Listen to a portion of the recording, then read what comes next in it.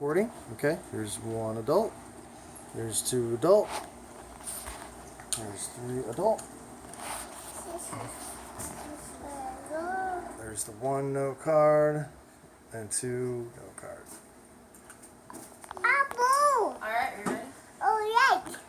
What about me?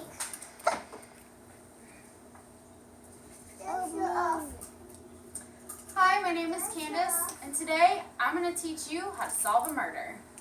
There's plenty of things in this speech that you're going to learn how to do, and by the end of this, you're going to know, one, how to solve a murder, but two, you're going to know who your victim is, because you have to figure out who your victim is.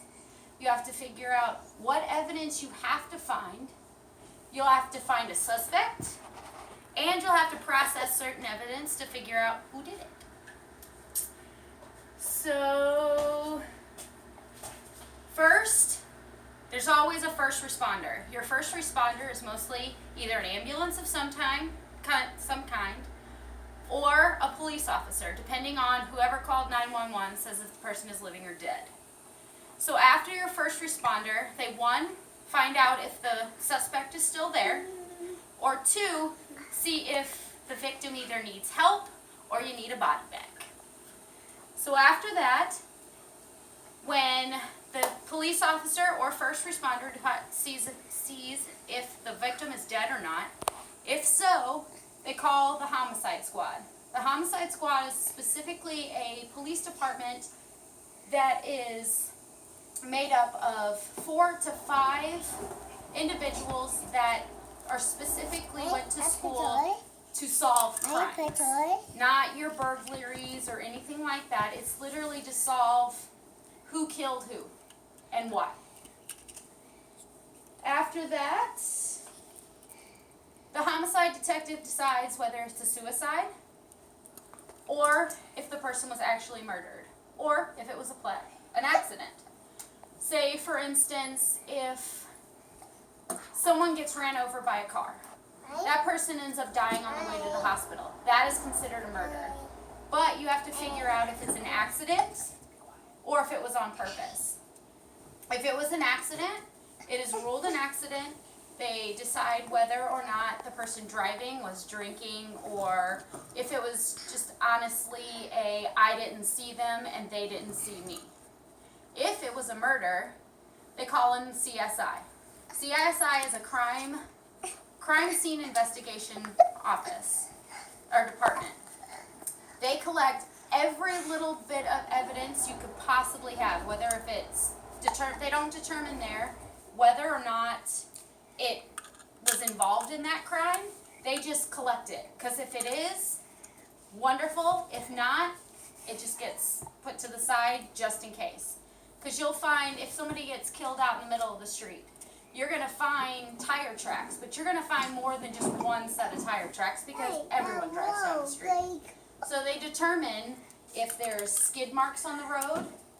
They'll determine if that's a part of it based on how that track will tell you how fast you were going and if you stopped suddenly or if you accelerated suddenly.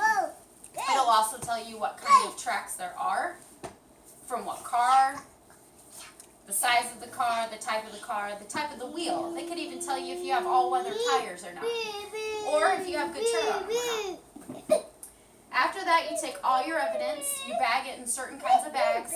While collecting evidence, you always wear gloves and you always wear shoe covers, because you do not want the tracks from your shoes bringing in evidence from 50 miles away, because you have to process every single thing you collect. If you process stuff that isn't even for that crime scene, it's called contaminating a crime scene, which makes it even harder to find the killer. You always wear gloves.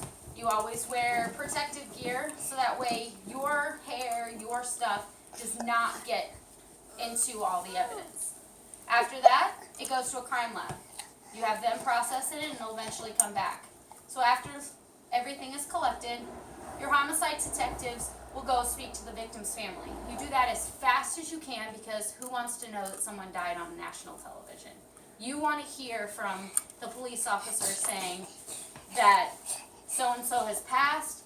Plus, it helps them determine if that person is involved or not. Because if you hear on TV Oh, that your wife died, then you're like, okay, the police are going to come to me and I have to fake like I'm not sad if the person did it. But if a police officer can come to you and say, hey, I'm sorry to tell you this, your wife died, they take what your reaction to it and figure out if you had something to do with it. Because if you are truly sad and had no idea that your wife died, you are going to be sad and it's going to be genuine. If you did it, you're going to decide that, you know, oh, I'm faking it, ha ha ha, my wife died, and they're going to notice. But also, it's the best way to get the family to tell you who that victim was. At first, they're going to be like, hey, they're the greatest person in the world. But to get to know who they really were, if they had a drug problem. Nobody's going to tell you if they had a drug problem. You're going to know who their trusted friends are. You're going to know what life they had. If they had any secret boyfriends. You need to find out all of that because you literally have to dig into your victim's lifestyle to figure out who they were and who wanted to do any harm to them. Because somebody in their life wanted to do harm with them. About 90% of the time, it is someone they knew. It's not just this random, I'm going to open your door and I'm going to blow your head off. So, by the end of collecting all this evidence, you'll eventually figure out who their enemies were. Then you test hair, saliva, fingerprints, shoe prints, anything that you found at the crime scene, you compare against all of your suspects, which are the people you truly think, and you always follow your gut. You truly think that they could have done harm to this victim. And then your stuff starts to match. Then you'll make an arrest, and then you'll figure out exactly what truly happened because somebody will eventually crack. The harder you are on them, the more they will crack, and you'll finally figure out who did it. I've learned most of this from my sources, which are a lot. 2 of them came from Michael and Lehman, and it's the police introduction and the ethics dilemmas in criminal justice. I also learned the Funk and Wagner's World Encyclopedia on Murder. Thank you guys, and I hope that you learned something today. 1, 2, yay! 3 people are still here. Okay.